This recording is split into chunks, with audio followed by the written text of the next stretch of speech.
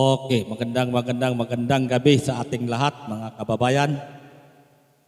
Mga kababayan kong mga magigiting na Pilipino, na totoong Pilipino, na may pakialam sa usaping bayan, sa usaping politika, at may pakialam sa ating minamahal na bansang Pilipinas. Magandang gabi din, umaga, tanghali, hapon sa ating mga kababayan, mga OFW sa mga kayo naroon sa panig ng mundong ito. Kayo pinadpad ng kanya-kanya nating kapalaran upang mabuhay ang ating mga pamilya. Magandang araw po sa inyong lahat, mga kababayan kong OFWs. Muli po, to this video is muli po ang inyong munting channel, Bangon Pilipinas, #Philippine Supporters lamang po. Ulit nating sinasabi, bakit Bangon Pilipinas? Sapagkat umaasa pa rin tayo na magkakaroon ng bukas at makakabangon pa rin ang ating lugmok na bansang Pilipinas patungkol nga sa palugmok ng palugmok, sa palubog ng palubog ng ating ekonomiya sa pamagitan at sa pamumuno ng ating mahal na Pangulong Bongbong Marcos Jr. Mahal na lang kasi mahal ang bigas, kaya mahal na Pangulo. So ito na nga, mga kababayan, ang ating for this video, ang ating pag-usapan, ang ating topic ay patungkol nga dito sa threat or panggigipit kay Madam President Inday Sara Duterte, ang ating kaisa-isang pinagkakatiwalaan sa pagtatanggol at pag-aalaga sa ating mga Pilipino sa buong bansa ng Pilipinas. Sapagkat, mga kababayan, may letter ang ating Pangulo, ang ating pangalawang Pangulo, si Madam Inday Sara Duterte, sa patungkol doon sa paglabas, illegal na paglabas ng kanyang CCTV footage sa NAIA nung sila ay papuntang Germany kasama ang kanyang pamilya, ang buong pamilya niya. Kaya sa tingin ng taong bayan or even sa mga eksperto sa batas ay sinasabi daw po na bawal yon at panggigipit, pangbabastos na rin sa ating ikalawang Pangulo.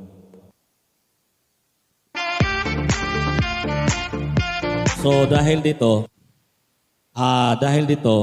nagkaroon ng takot ang ating mga kababayang Pilipino. Karamihan sa ating mga kababayang Pilipino nagkaroon ng takot. Totoo naman kasi yun eh. Una kasi, nung umalis sila ng bansa patungong Germany, ang ginawa ng NAIA,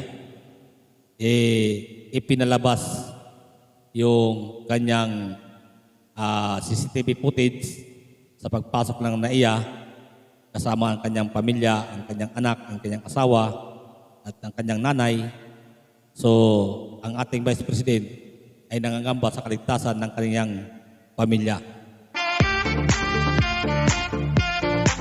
Kaya nga sinabi nga niya na hinaharas na sila ng sino pa ba mga haras kundi ang gobyerno. Ito namang NAIA, bakit inilabas ito? Dapat ito makasuhan to ng ating Vice President. Bakit inilabas at ibinigay sa mga vloggers ng mga pulang vloggers, mga ensimada vloggers, at ito ngay kanilang ipinagkakalat sa social media. Alam kasi natin, mga kabayan, na ito ay isang delikado na bagay. Hindi man tayo eksperto sa batas, ngunit mahulog ito, nangahulugan na may threat ang ating ikalawang Pangulo. Bakit? Una, tinanggalan siya, according sa kanyang sulat, tinanggalan siya ng security tulad ng mga bantay niya ng mga kapulisan. Kung hindi ako nagkakamali, 74 or 73 kapulisan ang tinanggal sa kanya at nagbigay naman ng kapalit ng 34 kung hindi ako nagkakamali. Ngunit ang pumili ay ang Chief PNP na si General Marbil. So meaning, hindi kagustuhan ng Vice Presidente. Kasi dapat ang pumipili niyan ang ating Vice Presidente. Ang dapat pumili kung sino mga pulis ang magbabantay sa kanila. At pangalawa dito, yung pumunta daw, may pulis daw na pumunta sa kanilang tahanan, sa kanilang lugar, kung saan siya nakatira, at tinanong pa kung saan siya nakatira, yung bahay na inupahan niya, kung saan nakatira, doon nakatira ang kanyang mga anak at ang kanyang asawa. Buti na lang, ang isang homeowners association nagmalasakit at ito'y hindi natuloy paghanap sa kung saan sila nakatira. So ito, bagamat wala pa mang katibayan na sinusuyod ang kanyang kung saan sila nakatira, ngunit nangahulugan pa rito na threat sa kanyang buhay. Unang-una, Vice Presidente yan. Vice Presidente ibig sabihin, mataas din ang katungkulan ang mayroon siya sa ating gobyerno. Ibhinalal siya ng taong bayan. Siya ang totoong hinalal ng taong bayan talaga, masasabi natin. Ngunit, sa pag-alis pa lang niya pag-resign niya as a Deputy Secretary, sapagkat gusto niyang matugunan ang pangailangan at matutukan ang lahat ng pangailangan ng ating mga kababayan, kaya nag-resign siya pagka-Deputy Secretary para matutukan niya ang kanyang pagka-Vice President. Ngunit ito'y ginipit ng mga bangag, masasabi kong bangag administrasyon. Ikaw, Mr. President, tandaan mo itong sinasabi namin ng mga Pilipino. Isa man sa mga Duterte ang masaktan o maduguan man lamang, hindi alam ng taong bayan kung ano ang mangyari sa ating bansa. Walang ibang pagbibintangan yan. Dapat ingatan nyo yan, Mr. President, ang aming Vice President. Sapagkat ano man mangyari dyan, walang ibang sisingil ang taong bayan, kundi ikaw. Sapagkat matagising na ang mga Pilipino kung sino ang kalaban ng mga totoong nagserbisyo, may malasakit, totoong nagtatrabaho para sa bansa. Hindi nadadala sa tapang yan. Iba kasi tapang sa, tinatawag silang tapang, malasakit at tapang sapagkat matapang sila magserbisyo sa kapwa nila Pilipino. Hindi ibig sabihin, porket sinabing matapang, ay matapang na sa pakipaglaban. Matapang sila sa pakipaglaban sa ngalan ng katwiran. At sa ngalan ng prinsipyo. Kaya, pakiusap namin ng mga Pilipino, Mr. President, pakiusap namin, inuulit ko, ito po ang aming pakiusap. Ingatan nyo talaga na walang mangyari isa man sa mga Duterte. Sapagkat walang ibang pagbibintangan yan. Kayo talaga pagbibintangan yan. 100% kayo ang pagbibintangan once na may mangyari dyan. Kaya kung ako sa inyo, pagbalik noon, hopefully bumalik yun, ikuan nyo, i-confront nyo si Vice President, siya ang papiliin nyo ng kanyang magbabantay sa kanyang seguridad at seguridad ng kanyang buong pamilya. Hindi naman kami naniniwala ng mga Pilipino na ito'y kagustuhan lamang ng ating Chief PNP na nilagay ninyong Chief PNP sa PNP ni General Marbel. Hindi kami naniniwala, kahit sinong Pilipino, hindi naniniwala na ito'y kagustuhan lamang ng Chief PNP. Marahil may nag-utos sa kanya. Di lang namin alam kung sino nag-utos, ikaw ba o yung nagdidikta sa iyo behind the scene. Kaya nga, hindi pa man, parang pinapractice muna kami mga Pilipino kung paano implement ang martial law. Kasi wala ka naman talagang rason na para mag-declare ka ng martial law, Mr. Presidente. Wala namang threat sa bansa. Wala namang mga rebelde o mga MPA na nanggugulo sa bansa. Wala namang mga terorista na nanggugulo sa bansa. Ay nangahulugan ay parang iba yata ang nangyari. So, dahil dito, may kumikilos na naman na mga grupo patungkol naman sa mga gira-girahan na nangyayari o mangyayari sa ating bansa. Mga kababayan, itong napipintong gira-girahan, bakit nasabi kong gira-girahan? Sapagkat according sa balita, sa inilunsad nila ka Eric kanina, darating daw bukas ang ambasador yata yon or hindi lang ako sigurado, sekretary ba yon ng Amerika na doon sa Shangri-La Hotel at magpipirmahan yata sila si President Marcos Jr. with Amerika. Ang sabi nila, patungkol daw ito sa mga igka-site na nandito sa ating bansa. So bukas, malawak na rally ito. Mangyayari dyan dito sa Luzon. Malawak na rally ito. So kung maaari, mga kababayan, total, mapayapa naman ito. Ngunit, kung kinakailangan na magmarcha tayo papuntang Malacanang, ay gagawin na natin. Sapagkat nakikita natin mga kababayan, hindi kaya ng ating presidente ang pamunuan tayo, ang i-drive ang buong Pilipinas. Sapagkat hindi siya ang driver ng buong Pilipinas, mga kababayan. Hindi siya ang presidente ng buong Pilipinas, sa tingin ko. Sapagkat kung ito lang si President Bongbong Marcos ang presidente natin, ang nag-drive ng buong Pilipinas, hindi ito mangyayari. Saan ba niya ito naman na itong ugaling ito? Kung siya man ito ang mga may pasimuno ito lahat sa mga kaguluhan sa ating bansa ngayon, saan ba niya ito namana?